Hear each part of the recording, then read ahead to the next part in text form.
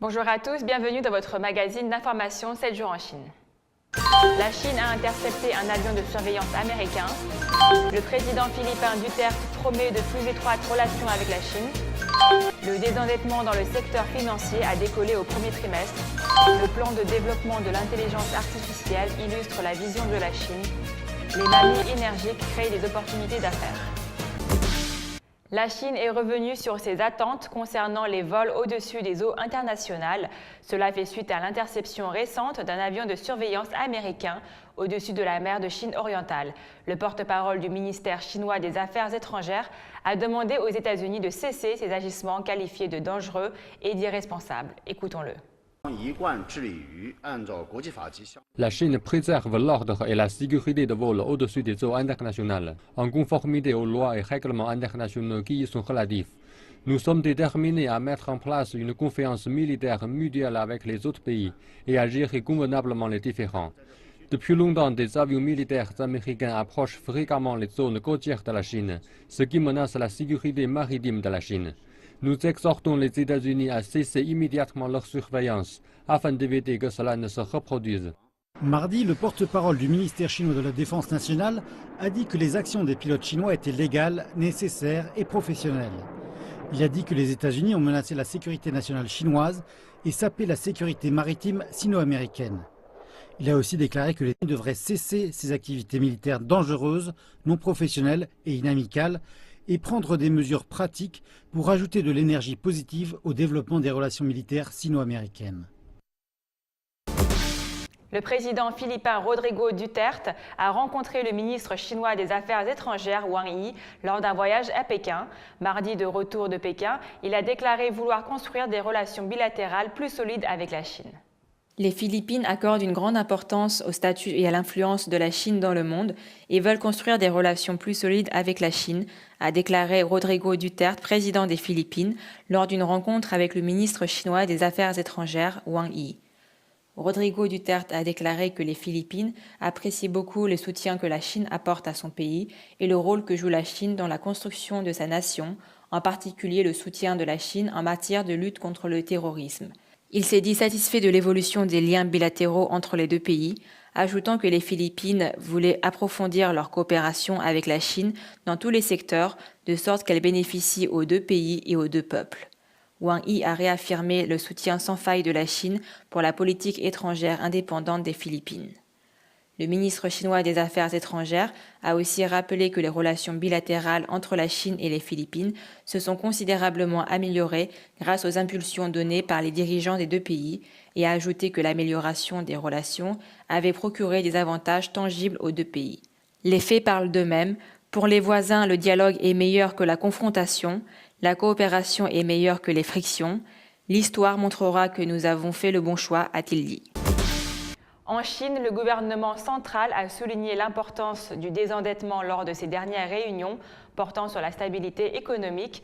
Dans son dernier rapport, l'Académie chinoise des sciences sociales a dévoilé de nouveaux chiffres pour le premier trimestre. Reportage. Au premier trimestre de cette année, le ratio de levier global de l'économie réelle est passé à 237,5%, en légère hausse depuis 3 mois. Mais les prêts accordés aux résidents ont augmenté de 31%. C'est le rythme le plus rapide depuis 2 ans dans le cadre du boom du marché immobilier. Le ratio de levier des banques a diminué de 77,3% par rapport à 78,1% à la fin de l'année dernière. Le ratio de levier des résidents a continué de grimper au premier trimestre, mais je pense que cela va baisser au deuxième trimestre, car les restrictions sur les propriétés prendront effet au deuxième trimestre. Le désendettement dans le secteur financier a déjà eu lieu, cela correspond aux pratiques internationales. Le désendettement de l'économie commence par cela dans le secteur financier. L'Académie chinoise des sciences sociales affirme que le développement des entreprises publiques est essentiel. Dans l'intervalle, l'organe de surveillance doit surveiller les dettes cachées dans des aspects non conventionnels tels que des fonds spéciaux et des comptes à payer pour les services. Si le gouvernement central est déterminé à désendetter les entreprises publiques, je pense que l'effet sera observé en 2 à 3 ans. C'est le fondement de notre croissance économique.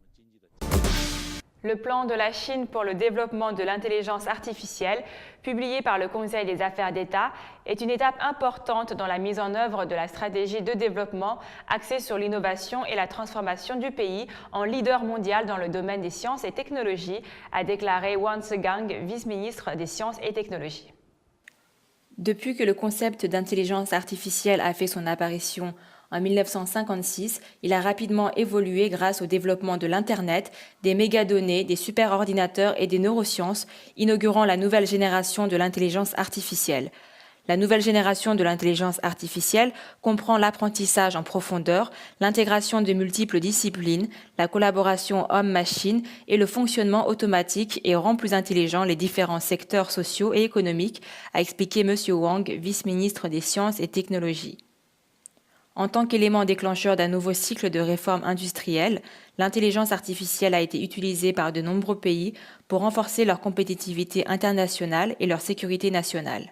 Cependant, la décision de la Chine de propulser le développement de l'intelligence artificielle ne vise pas à remettre en question le statut international de certains pays, a déclaré Li Meng, un autre vice-ministre des Sciences et Technologies.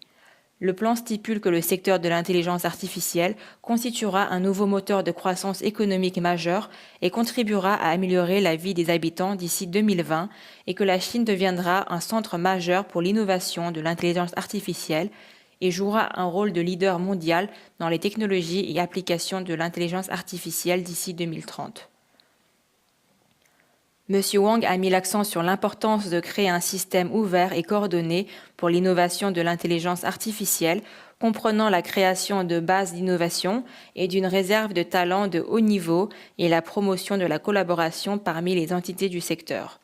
L'émergence de l'intelligence artificielle représente une épée à double tranchant pour nombre de personnes et les débats sur ces risques restent passionnés car, comme toute nouvelle technologie, elle peut engendrer des problèmes tels que le chômage. En réponse aux inquiétudes liées au chômage, M. Wang a indiqué que le plan offrait des conseils pour apporter des ajustements à la formation du personnel de manière à l'aligner sur le marché de l'emploi.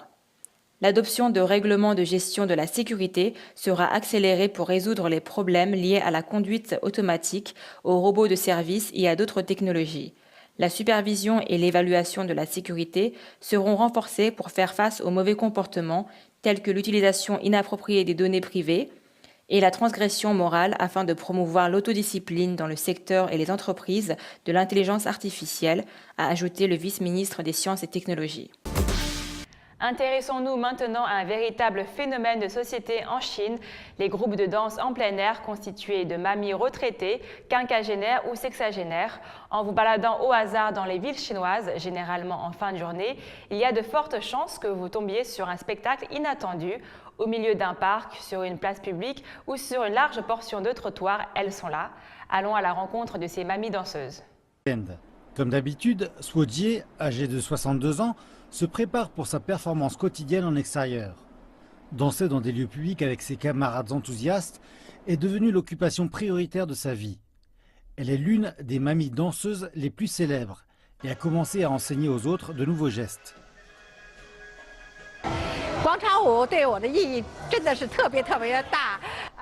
La danse de place publique est importante pour moi. Cela m'aide à rester en bonne santé et de bonne humeur. J'apprécie vraiment la belle musique et la danse. Je peux dire que c'est la chose la plus intéressante pour moi depuis que j'ai pris ma retraite. L'enthousiasme de Suo pour cette activité de plein air est partagé par des millions de personnes dans tout le pays. Elles utilisent pleinement les espaces publics pour déchaîner leur passion, qu'importe la pollution, les vagues de chaleur ou les plaintes des voisins. Cette activité récréative qui balaie la nation est considérée comme une bonne façon pour les personnes âgées d'entretenir leur forme et de fréquenter des gens. Tout en leur procurant une joie profonde, cette fièvre du soir crée aussi des opportunités pour les commerçants qui ont dans le collimateur le marché de ce groupe de personnes. Ces danses évoluent vite et le marché est prompt à répondre à la tendance. Des produits de costumes aux produits de maquillage, des haut-parleurs à toutes sortes d'accessoires fleurissent sur les plateformes d'achat sur Internet.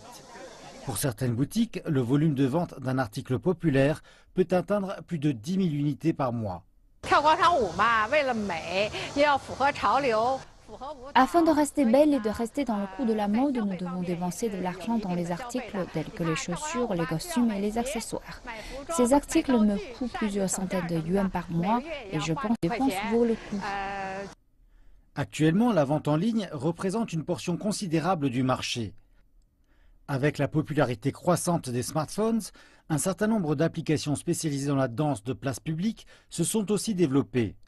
En fournissant des vidéos de danse gratuites, elles offrent aux clients toute une gamme de services. DuEye Square Dancing est l'une de ces applications. Lancée en 2015, elle a nécessité 2 cycles de financement et vise très haut. Notre but est de créer une plateforme intégrée de services pour personnes d'âge moyen et seniors. Le commerce électronique est à présent notre priorité. Ensuite, nous étendrons nos services au tourisme, aux soins pour personnes âgées, à la finance et à l'assurance, parmi d'autres domaines. Ces développeurs d'applications coopèrent aussi avec des danseuses célèbres comme Suho. Des chorégraphes aussi populaires seront récompensés financièrement en échange de leurs créations originales. Suho dit qu'elle a confiance que la vitalité de la danse en place publique se poursuivra, alors que des femmes plus jeunes rejoignent cette activité. Et elle pense que cette tendance créera davantage d'opportunités commerciales. C'est la fin de votre magazine d'information 7 jours en Chine. Merci de votre fidélité et je vous donne rendez-vous demain pour une nouvelle édition.